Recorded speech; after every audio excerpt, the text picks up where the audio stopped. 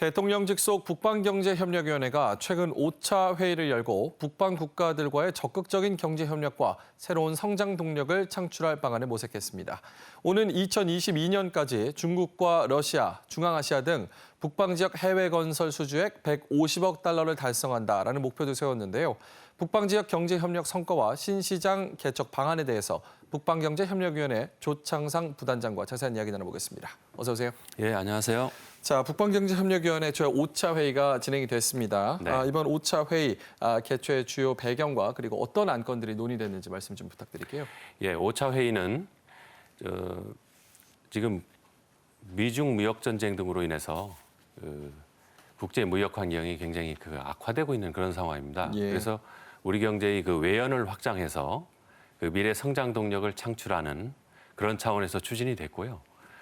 안건은 제가 의미를 설명드리면서 말씀을 드리자면 예. 먼저 우리 경제의 외연 확장과 그다음에 새로운 성장 동력 창출을 위해서 국토부에서 우리 인프라 기업의 신북방 진출 활성화 방안에 대해서 보고를 했습니다. 그 방안은 북방 국가들과 도로, 철도, 그다음에 공항, 그다음에 스마트 시티, 플랜트 이런 분야에 우리 기업들이 진출할 수 있게 하는 진출을 돕는 그런 차원이고요. 예. 그래서 북방 해외 건설 수주액을 150억 달러로 목표를 세웠습니다. 2022년까지. 그다음에 투자 개발 사업을 약 7건을 체결하는 그런 목표로 해서 북방 진출을 확대하려고 하고 있고요. 그게 하나가 있고 그다음에 또 하나 안건은 지난 3월부터 우리가 북극해 항로와 관련되는 그런 내부 TF를 전문가들로 해서 TF를 구성해서 운영을 했습니다. 거기에서 나온 북극해 항로 활성화 대응 정책 제안인데요. 예. 거기에서는 북극해 항로가 활성화되면서 새롭게 창출되는 그런 기회에 우리 경제가 선제적으로 대응하는 그런 선제적으로 대응하는 데 있어서 정부가 추진해야 될 정책 과제들을 제안을 했습니다. 예. 그래서 두 개 안건은 그런 외연 확장과 미래 성장 동력 창출이고요. 그다음에 두 번째 안건은 대통령께서 지난 4월 16일부터 23일까지 중앙아 3개국 그러니까 투르크메니스탄, 우즈베키스탄, 카자흐스탄을 방문을 하셨는데 중앙아 순방에서 이룬 성과 과제를 좀 더 가시화하고 구체화하는 그런 차원에서 산업부가 중앙아 순방 경제 분야 후속 조치 현황과 계획이라는 그런 안건을 또 발표를 했습니다. 그래서 후속 조치를 면밀하게 그렇게 추진을 하겠다는 그런 내용이었고요. 세 번째는 북방위가 매 반기마다 신북방 정책의 추진 상황을 점검하고 상황 변화에 맞게 과제들을 조정하는 그런 작업들을 하고 있는데 예. 그래서 미흡하거나 부진한 과제는 또 촉진시킬 수 있는 그런 방안도 논의하는데 이번에 작년 12월에 이어서 이번 6월 회의에서 예. 그런 방안을 또 논의를 했습니다. 그래서 그 세 가지 방안이 중점이 됐다고 보시면 되겠습니다. 예. 그동안 이제 북방경제협력위원회가 5차례 정도 회의가 네. 있었잖아요. 어떤 성과가 있었는지도 좀 짚어주실까요? 예, 먼저 우리 북방위원회는 2017년 8월에 출범을 했습니다. 그래서 말씀하신 대로 그동안 5차례 회의를 개최를 했고요. 주요 성과를 보면 북방위 설립이라는 그런 설립을 포함한 신북방 정책 추진 체계를 확립을 했고요. 그다음에 추진 전략과 16대 중점 과제, 그다음에 63개 세부 과제를 그렇게 확정을 해서 추진 과제를 했고요. 그래서 북방 국가들과의 북방 경제 협력을 위한 그런 기반을 만든 게 하나가 있고, 그다음에 두 번째는 북방 국가들과의 고위급 협의 채널. 그러니까 우리 위원장님과 러시아 트루트네프 총리 간의 한러 협의회라는 그런 고위급 채널을 만들어서 2차례 이미 개최를 했고요. 그다음에 한러 기업 협의회라는 비즈니스 차원의 그런 채널도 기업 간 네트워크도 형성을 했습니다. 그리고 또 하나는 그동안 러시아 쪽에 중점을 두고 추진했던 신북방 정책을 중국, 특히 중국 동북 삼성, 예. 그다음에 중앙아시아, 그다음에 벨라루스 등 동유럽 국가라고 그럴까요? 그런 지역으로 외연을 확대했습니다. 그러니까 요점을 말씀드리면 추진 체계를 확립을 했고 예. 전략과 과제를 확정을 했고 그다음에 네트워크 구축을 했고요. 그다음에 협력 대상 국가를 확대하는 등의 그런 그 성과를 거두었다고 보시면 되겠습니다. 예. 자, 지금부터 이번 회의의 주요 안건에 대해서 좀 자세하게 예. 하나하나 따져보도록 하겠습니다. 오는 2022년까지 이제 북방 지역의 해외 건설 150억 달러 수주 달성을 추진을 하기로 했는데 네. 사실 국내 건설업계들이 지금 굉장히 어렵기 때문에 맞습니다. 좀 인프라 시장에 대한 전략 이 부분에 대해서 새로운 전략을 세웠다 이렇게 보면 될까요? 맞습니다. 국내적으로도 어렵고요. 예. 기존에 우리가 활발하게 진출했던 가장 대표적인 시장이 중동인데요. 예. 중동인 지금 경쟁이 격화돼 가지고 우리 기업들이 진출은 할 수는 있지만 굉장히 시장을 가지고 치열한 경쟁을 하기 때문에 예. 예전 같지는 않습니다. 그런데 그런 차에 지금 북방 시장은 사실은 건설 시장에서는 북방 지역 건설 시장에서는 한 규모는 한 2.2% 정도밖에 안 되는데 예. 그런데 그 성장세가 요즘 좀 두드러집니다. 그래서 한 4.3%의 그런 그 성장세를 보이고 있고 작년 같은 경우에 우리 그 인프라 기업들이 그 전체 그 건설 수주 중에서 11.2%가 북방 시장에서 나왔습니다. 예. 그러니까 북방 시장을 중요시할 수밖에 없고요. 그래서 진출 열기가 뜨겁고 또 북방 지역에서의 우리 그 기업들에 대한 선호도도 높습니다. 그래서 우리가 북방 지역을 인프라 분야의 전략 시장으로 그렇게 중점적으로 예. 육성을 하고 진출을 하는 거를 지원을 해야 될 그럴 필요성이 있습니다. 공을 들이면 앞으로 좀 기대해 볼 만한 그런 그렇습니다. 시장이네요. 자, 북방 지역에서는 이제 처음으로 민관 협력 투자 개발 사업 네. 계약 7건이 추진된다고 하는데 이거 네. 어떤 사업들인가요? 예. 그 민관 합동 그 투자 개발 사업은 예. 사실은 북방 지역 국가들은 그 에너지나 자원에 그 의존도가 큽니다. 그런 예. 경제 구조를 가지고 있습니다. 그런데 아시다시피 에너지 가격이나 이런 것들이 지금 하락세를 예. 하기 때문에 재정이 악화되고 있습니다. 그래서 재정 악화를 보완하려다 보니까 재정으로 하기가 어렵고 그러다 보니까 그 공급자가 건설사가 금융까지를 같이 패키지로 가지고 들어오는 그리고 정부도 거기에 관여하는 그런 민관 그 협력 투자 개발 사업들을 그 늘리고 있습니다. 그런데 이제 우리 기업들은 아직까지는 그런 그 미국이나 유럽이나 일본 같은 그런 기업들에 비해서 PPP 그 추진 그 경험이 적고 예. 그런 반면에 또 그 나라 정부들도 경험 부족으로 인해서 조금 그 제도 운영이 미숙한 그런 그 상황에 있습니다. 그래서 이 지역에 대해서는 특히 그 G2G라고 그래가지고 예. 정부 간 협력이 굉장히 중요합니다. 그래서 정부가 현지 정부와의 그 교섭 등 그래서 외교적 그런 지원을 하고 예.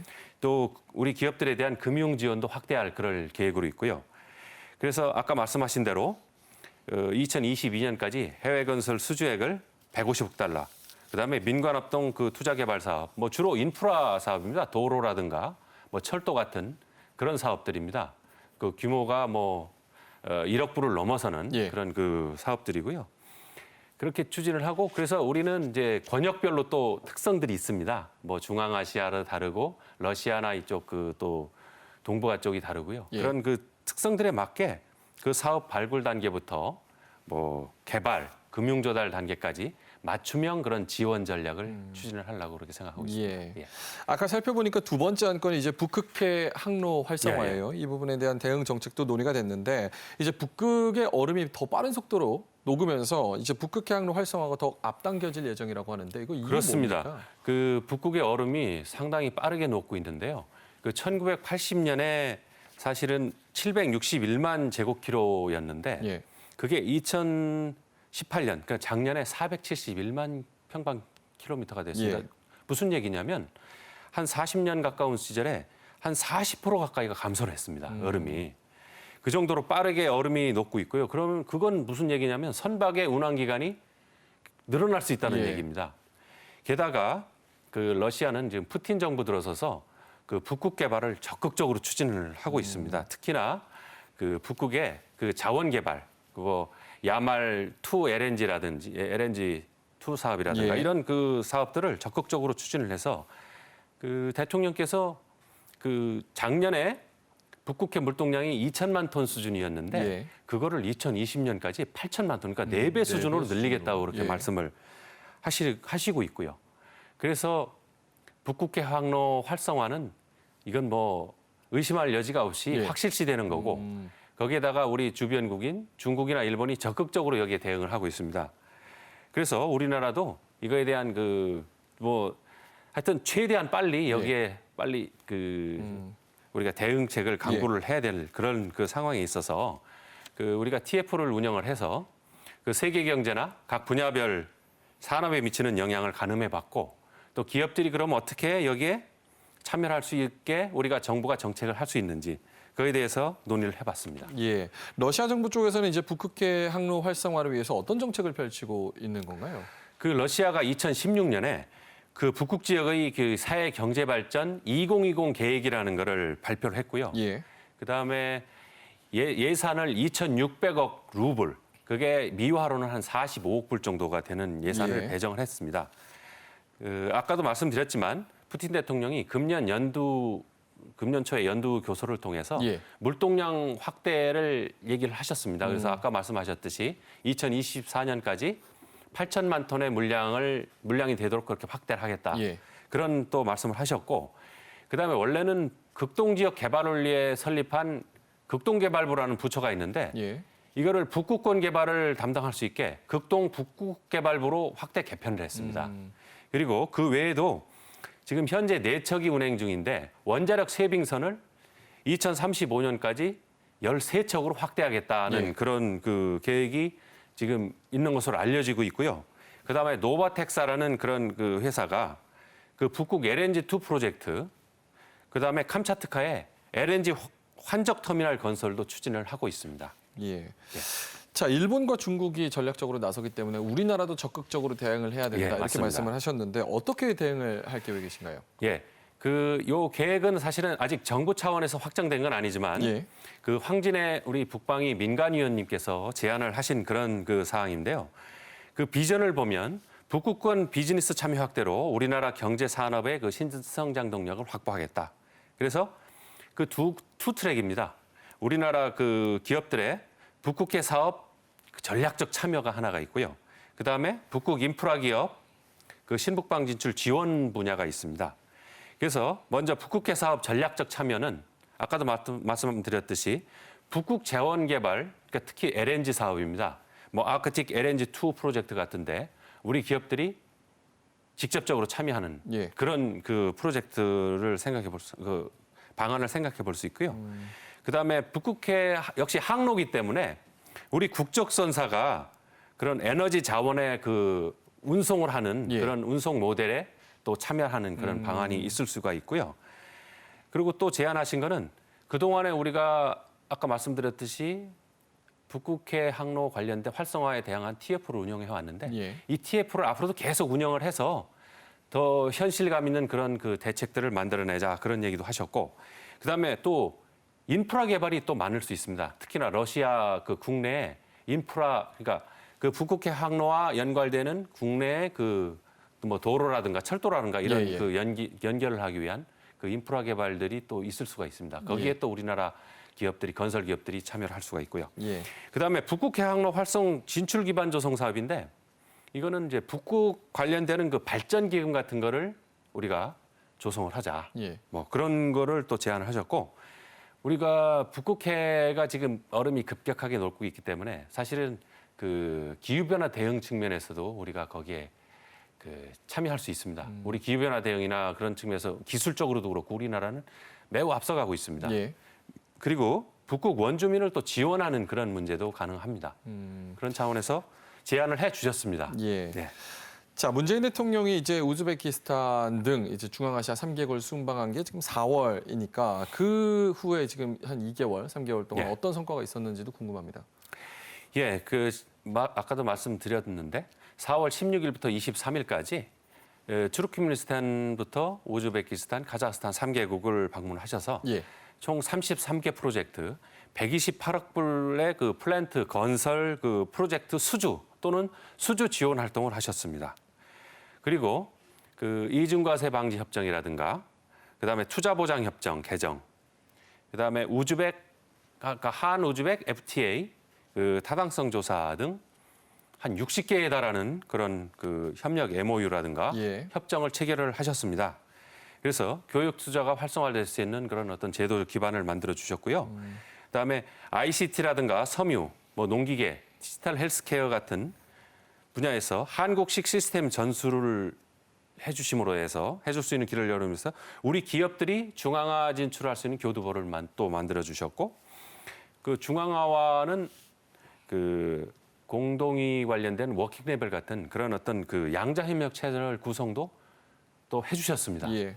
그래가지고 이런 걸 바탕으로 해가지고 그 중앙화와 우리가 특히 우즈벡이라든가 뭐 카자흐라든가 이런 예. 나라와 지금 활발하게 그 협력을 지금 이뤄 나가고 있습니다. 예.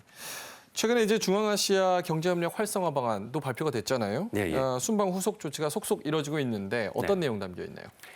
예, 중앙화 경제협력 활성화 방안은 우리가 6월 21일 날 민관합동 중앙화 경제협력 전략회의라는 걸 했습니다. 예. 그게 이제 산업부 장관과 그다음에 무역협회 회장님이 공동의장으로 참여를 하셔서 거기에서 논의를 하셔서 중앙화 경제협력 활성화 방안, 여기 이제 뭐 범부처적으로 참여를 물론 합니다. 그래서 목표를 2023년까지 지금 작년에 그 교역액이 43억 불이었는데 예. 그거를 2배 이상 많은 100억 불로 목표를 설정을 했습니다. 그리고 3가지 정책 방향을 거기서 확정을 하셨습니다. 예. 그래서 첫 번째는 산업협력을 다각화하는 그런 방향이고요. 그래서 이건 뭐냐면 전통적인 제조업과 함께 ICT라든가 디지털 헬스케어 같은 첨단 신산업 분야의 협력도 병행해서 추진하겠다는 그런 방향이고요. 두 번째는 교육 투자 확대를 위한 플랫폼 구축 전략입니다. 그래서 FTA 및 경제협력 프로그램을 추진하고 그래서 교육 기반을 확충하고 양자 간의 협의 채널을 신설하고 ODA 지원을 강화하는 그런 협력 플랫폼을 조성하는 게 두 번째고요. 그다음 세 번째는 지원 체제 강화 전략입니다. 그래서 방금 전에 말씀드렸던 그 민간합동 중앙화 경제협력 전략회의라는 거를 하면서 예. 또 동시에 프로젝트 점검 회의를 신설을 하는 걸로 그렇게 해서 상시적인 지원 체계를 구성을 했고요. 예. 그래서 그 북방위도 이런 그 활성화 방안이 속도감 있게 추진될 수 있도록 적극적으로 지원하고 또 점검을 해 나갈 그럴 계획입니다. 예. 교육 목표 100억 불이니까 이거 12조 원 규모니까 새로운 성장 동력이 있을지 또 그렇습니다. 기대를 해봐야겠네요.